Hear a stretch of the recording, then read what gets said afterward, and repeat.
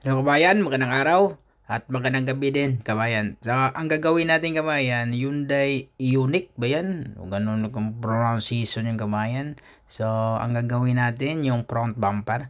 Bago ang lahat kabayan, huwag kalimutan mag-subscribe at i-click ang notification kabayan para updated kayo. So kabayan, yung pangilalim niya sa bumper kabayan, mga clip lang yan.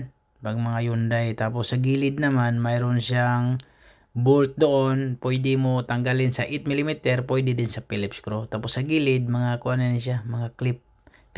Tapos sa baba, mga clip lang din. Tapos sa taas, mayroon mga 10mm doon sa taas. Yan, katulad, tingnan mo kabayan, yan, diba, yung sinikpat ko, clip lang yan, isa, sa dalawa, yan, tapos tatlo, tapos sa taas na, diba, Phillips screw yung ginamit ko doon, Phillips screw. Tanggal na yun sa kabayan. Pero yung basag niya, di ba? Basag yung kabayan, yun ang palitan natin, yung buong bumper.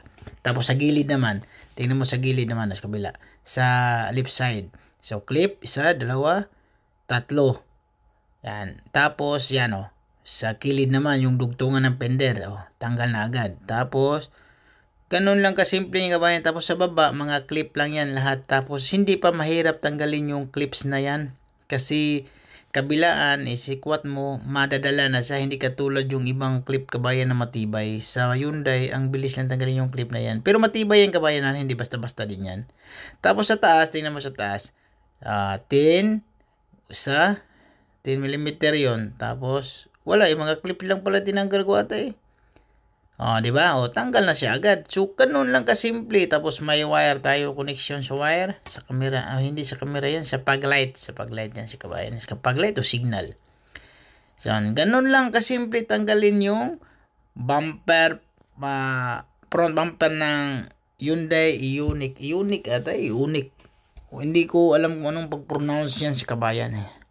Tapos yun kabayan, tanggal na siya. Pagkadalasan Hyundai, ganun lang kasimple tanggalin yung bumper nan sa front, sa likuran. Sa likuran naman, sa pag-Hyundai kabayan, kailangan tanggalin yung taillight.